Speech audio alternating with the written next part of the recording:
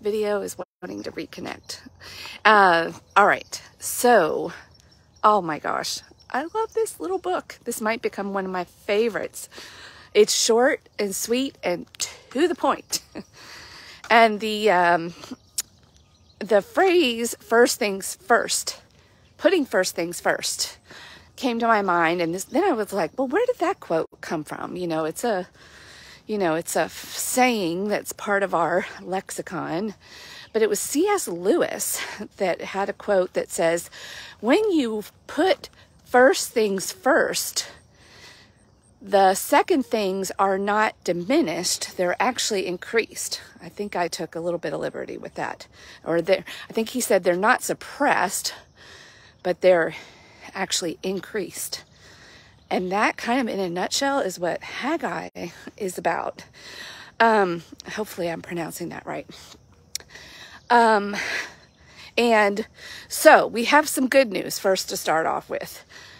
The last several books have been all about the coming destruction and conquering of Judah by Babylon. That has taken place. They were exiled, and now we've skipped forward to the return. And Haggai, God sends Haggai to say, you're getting things out of order here. Like, here we go again, literally. They return to the land, and what do they do first? They take care of themselves.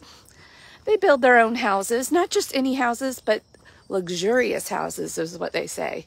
And God is like, what's going on here? What's going on? And then he even continues to point out, you've got food, but your hunger's never satisfied. You've got money, but it's like you've got holes in your pockets. Like nothing's sticking here. Again, living by human ideals and our natural human inclinations, and from a place of fear. I better start, in scarcity. I better take care of number one here and build my house and, looking to satisfy everything from the outside. And God says, when you connect with me first and take care of me first in our relationship together, because everything that you do is an outflow of what's going on inside. And when you're disconnected from me and you're not putting me first, of course you're afraid. Yes, and then you're living, everything you do has the energy of fear in it and scarcity. So by going out and rushing and trying to fulfill all your needs, you're only getting half the results you could if you put first things first. And when you do that, I am going to bless you. You are going to get tenfold on the return. Right now you're planting, I think there was an example of crops where you're expecting this return and you're only getting half. Well, when you put first things first, I feel my voice is getting high-pitched. When you put first things first, I'm going to bless you. Like, just wait and see what's going to happen if you... So, anyway, the instructions are pretty clear. And I love the words, he sparks enthusiasm. And not just directly to the king this time. Darius is the ruler, but in the sons of the rulers and the high priest. So he goes to the kids, like the next generation that's going to inherit all of this, and says, I want you, and I think there's something in there and have enough time to explore all the different concepts. This is why God's word is so cool. Like, there's so many layers and nuances. I'm telling you, whatever is going on in your life, I know there's lots of guided studies out there and things that if you're going through this or feeling this, here, read this. But I'm telling you, you can open that Bible and read anything at any time, and it will speak to your situation. It just will. So, not that, We shouldn't go do those maybe targeted studies and looking for specific encouragement, but it's not really necessary. Because God's word, no matter where you open it up and read, has something to say to you right now where you are in your situation. If you sit with it and meditate on it, this is how complex and yet sometimes simple the word is. And when you, and I'm for those of you watching and or listening, I'm like literally scratching my head now. Like, it is a head scratcher.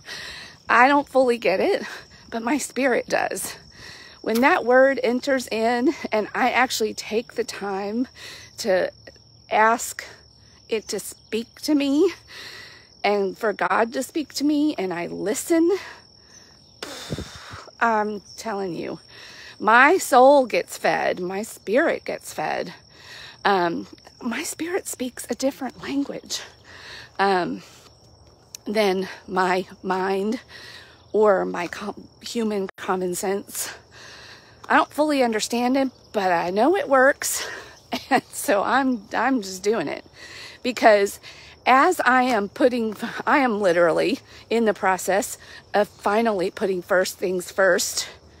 All of my appetites for things out there that have had me just, that hunger that just never gets satisfied, the thirst that never gets quenched, all of that's being tamed. I had a friend yesterday that used the word quell. She was like, ooh, I came upon this word quell, and it's so fat. I love quell. I was like, ooh, here, God has my ears open all the time now. Yeah, everything is getting quelled in me, because everything is a product of what's in here. And when you stabilize and have a strong foundation and you're putting first things first, the world doesn't seem so scary anymore. And all of the needs that we feel like we need to get turned into more of wants. Like my needs will get met. I have a lot of desires and a lot of ambitions. I think most of us do. And when we are putting those things first, and we're only pursuing things in our own strength, that's why we're left unsatisfied. And it's the next and the next and the next. If you want contentment, and then the joy in just striving for all of those things, but you're not like, there's not this like, oh, my life won't go right if it doesn't happen, or if I don't have the thing, or, there's not this nervous energy about it anymore. It's like, if it happens, great. If not, okay, we'll just move on to the next thing. Like, I can be content. I'm so excited to start the New Testament, because that's, I've only been a Christian for about, about as long, 17 years or something. When my son was about 3, I finally cracked the door open a little bit. And it's been a very slow cracking the door open, shutting it, like, I don't know, God. And then a lot of my own habits were just, because I was not putting first things first. I thought I was doing the checkbox and going to the devotions, but then I was living divided, like we talked about yesterday. Everything was out of alignment. And so I couldn't really connect and put first things first. I was trying to put a roof on, throw some windows in after the fact. Like, I was doing all the construction out of order and trying to satisfy everything from the outside, and living codependent with other humans. That does not work. Let me tell you, it does not work. All that does is bring stress and anxiety and overwhelm. So you've got to do a lot, just like a lot of these repetitive stories in the Old Testament, there's a lot of destruction and violence internally that happens intentionally. Like, you've got to get that stuff out of the way in order to get back in alignment. And even in this story, they go back and what do? That right away they start I'm sure God is like, are you people like what? Like, seriously, seriously.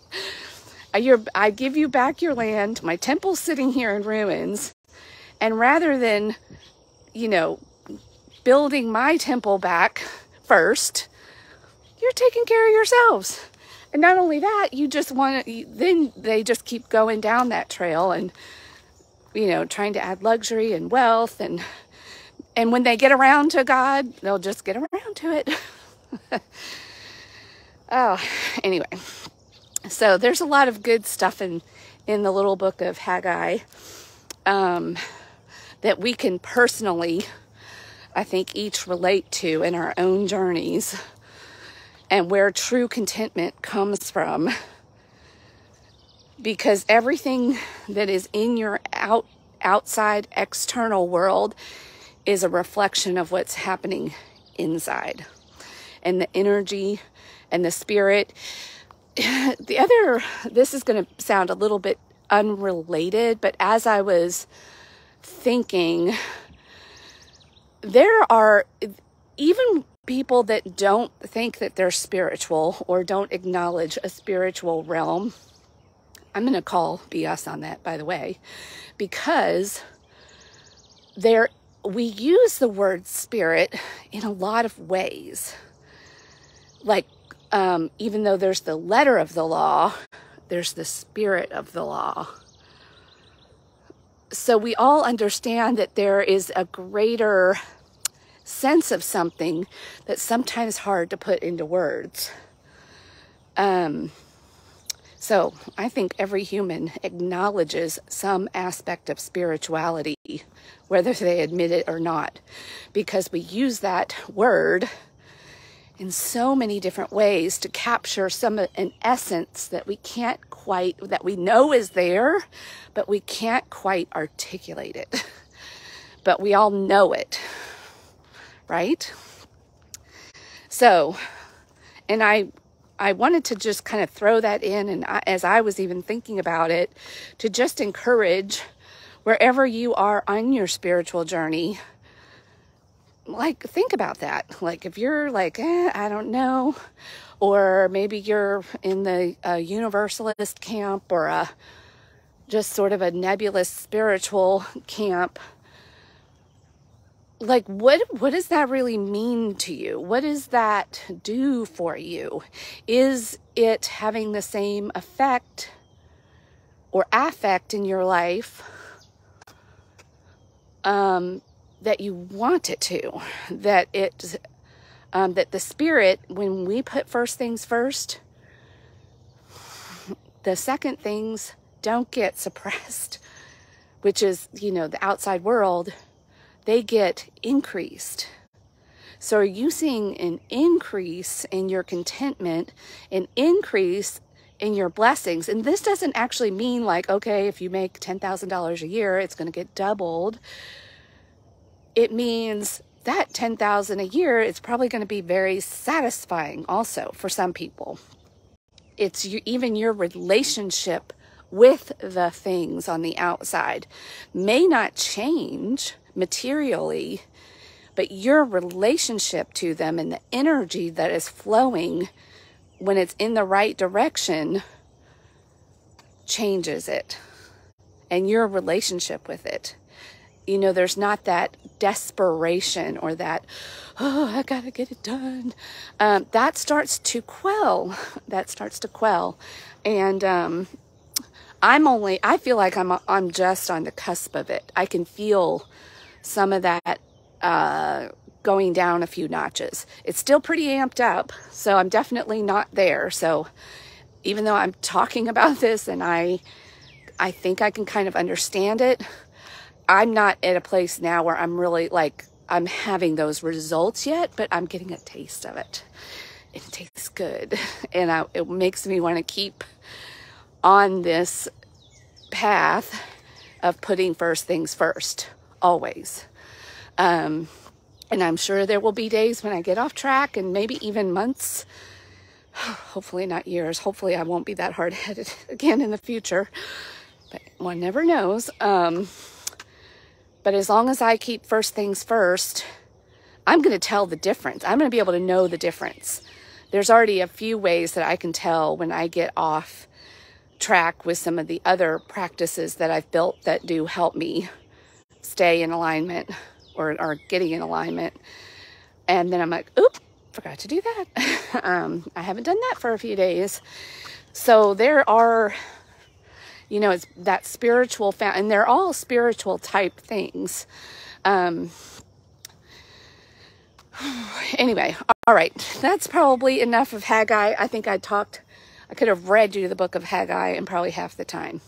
So I'm a verbal processor. I think you've noticed that by now. Anyway, have a wonderful day wherever it is. The sun was not shining again today, but that's okay. The clouds will give us a little bit of a reprieve from the sweltering heat that we've been experiencing. Or maybe you're listening to this in winter. Whatever it is, go and have a great day. Rising and shining does not depend on the weather, your external circumstances, when you are taking care of first things first. All right, bye.